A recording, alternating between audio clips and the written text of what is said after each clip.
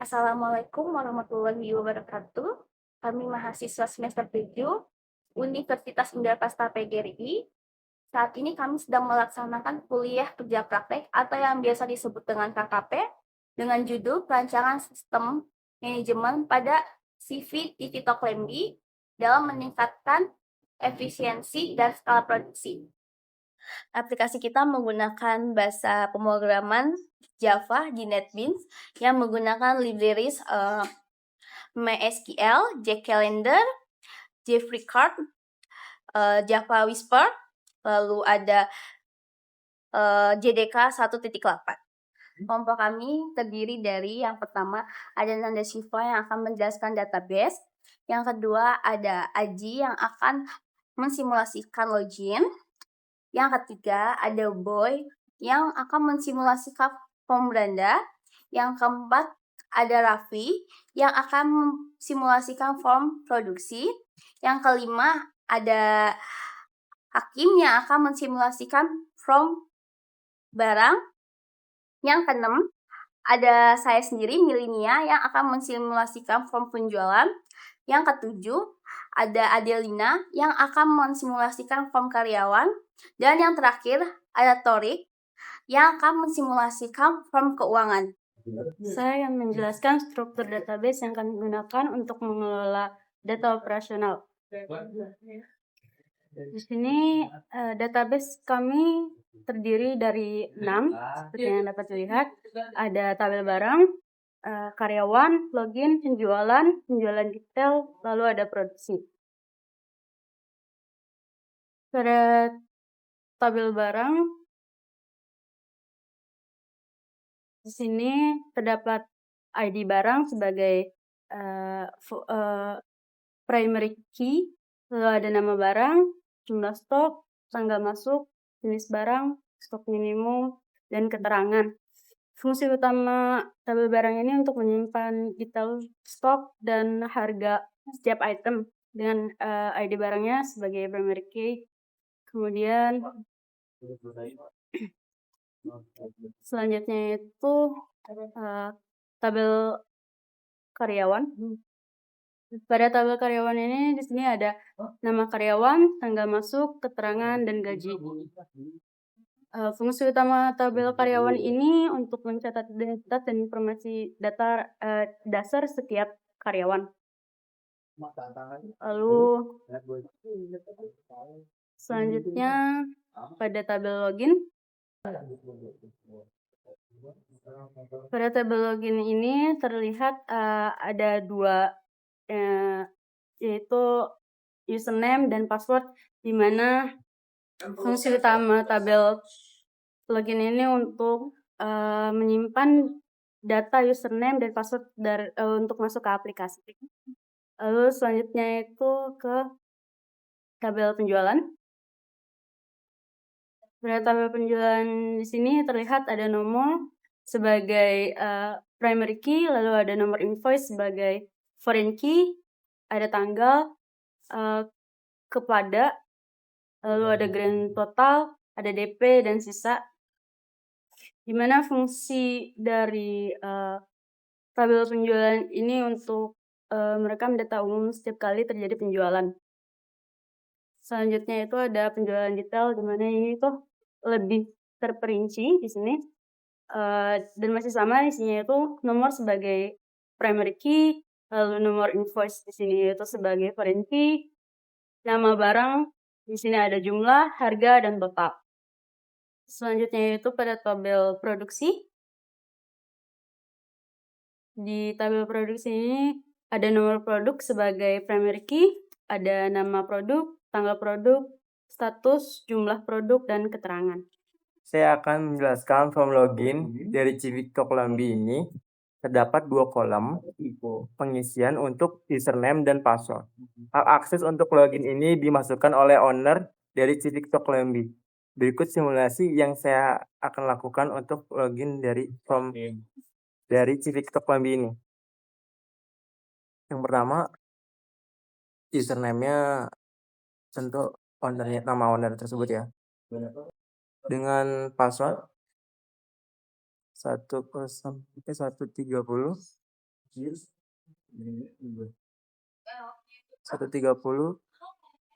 566. Login berhasil, oke. Di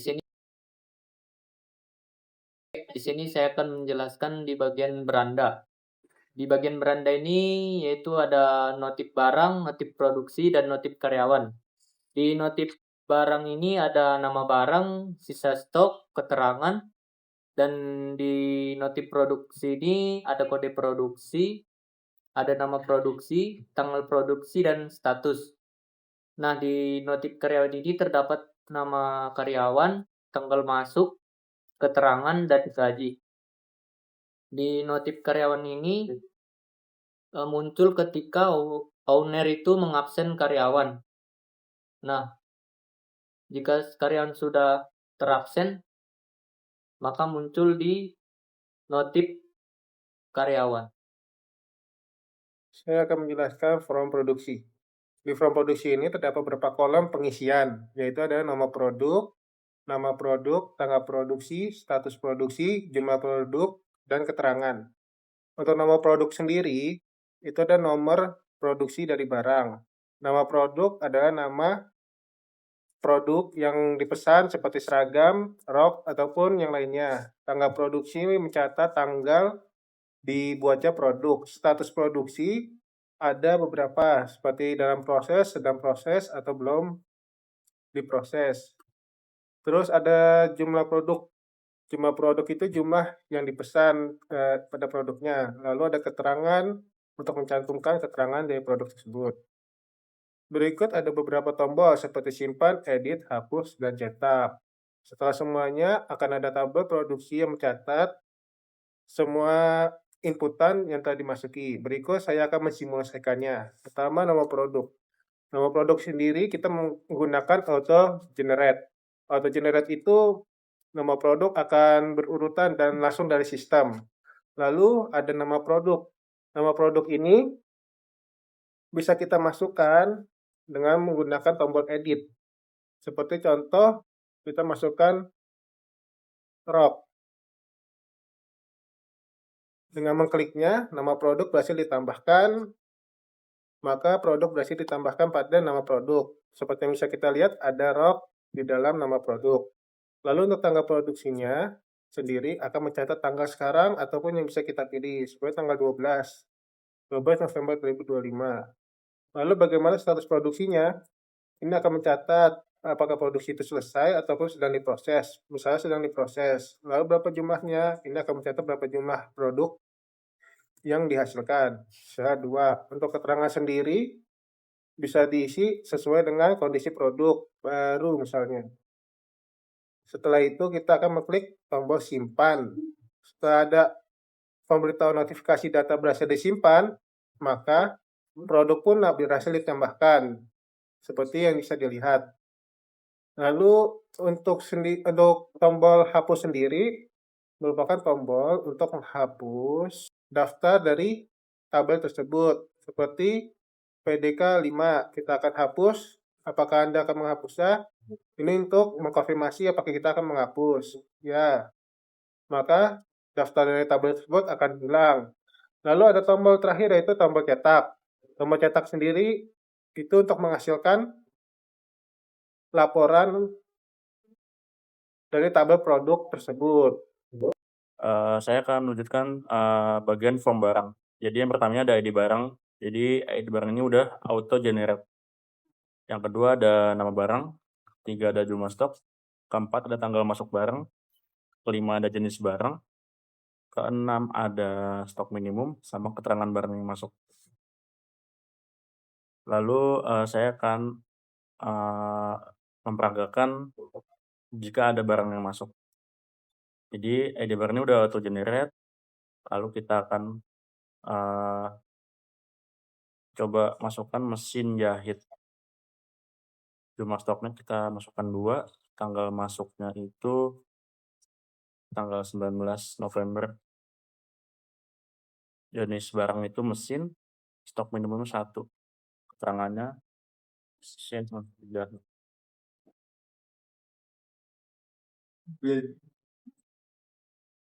Simpan.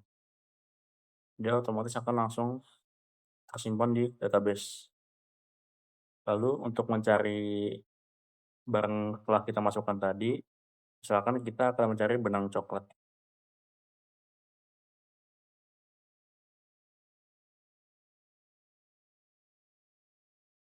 Dia akan otomatis muncul.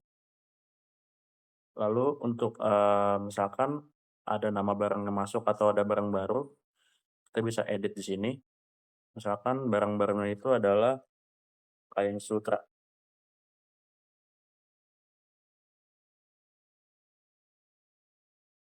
Dia akan langsung masuk ke sini.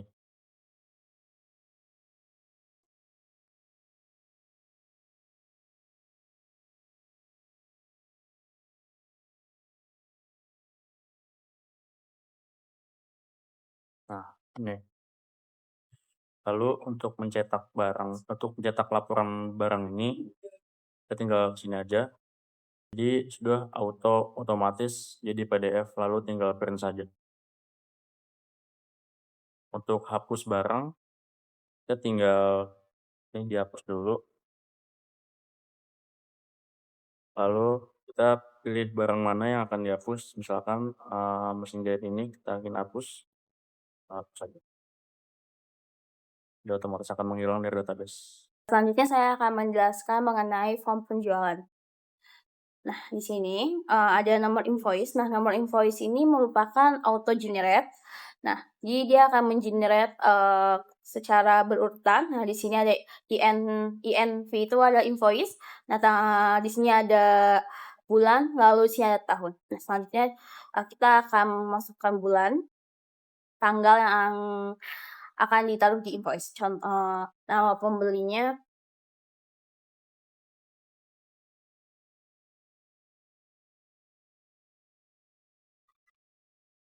di sini. Kita juga sudah memiliki beberapa. Jadi untuk totalnya ini adalah jumlah dikali harga. Nah, ini grand totalnya untuk keseluruhannya.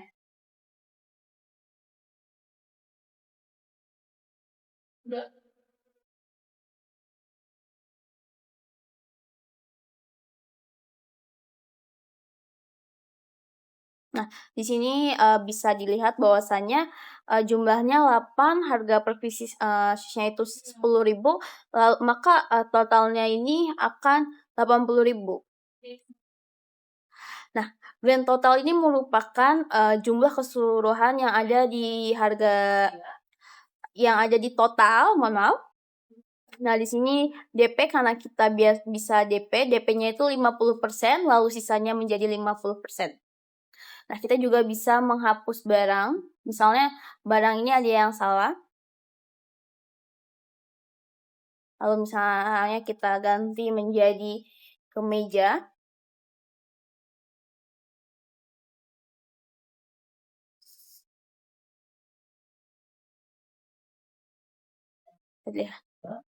Lalu kesimpan. Nah, kalau sudah seperti ini, maka akan kesimpan ya. Berikut adalah merupakan invoice yang sudah jadi. Di sini ada tanggal untuk hari pengeluaran invoice-nya. Kepada ini yang ditujukan untuk siapa pembeli, nomor invoice, nama barang, jumlah. Di sini ada grand total, DP-nya. Kita DP-nya auto 50%. Baik, di sini saya akan menjelaskan form data karyawan. Di sini ada nama karyawan, tanggal masuk, dan keterangan hadir tidak hadir. Di sini juga ada gaji. Di sini ada tombol simpan, edit, hapus, dan cetak. Dan di sini juga ada tombol cari. Nah, saya akan menjelaskan di bagian di sini nama karyawannya saya pilih Bu Lasmi. Nah, di sini saya akan memasukkan tanggal masuknya. Misalnya di tanggal 21, di tanggal 22. Nah, untuk gajinya di bagian Bu Lasmi ini gajinya sebesar 60.000. Dan untuk keterangannya di sini hadir.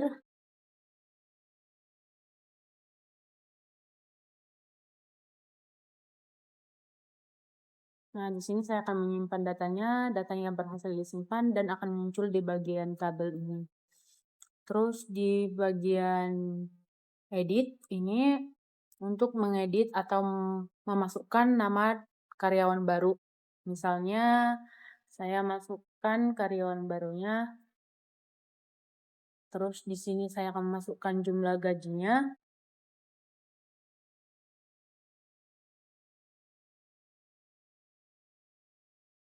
Data karyawan baru berhasil ditambahkan. Berikutnya untuk tombol hapus ini saya akan memilih data karyawan yang ingin dihapus. Di sini saya sudah memilih data Bulasmi. Semua data atas nama Bulasmi ini akan terhapus. Terus di bagian cari ini, di sini saya akan mencari laporan di bulan sesuai bulannya. Ini tergantung bulannya. Ini saya cari di bulan November.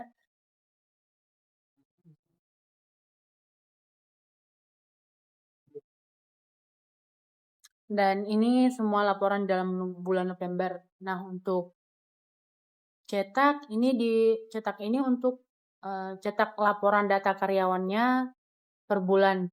Nah, di sini akan saya cetak laporan data karyawan dan ini data karyawannya.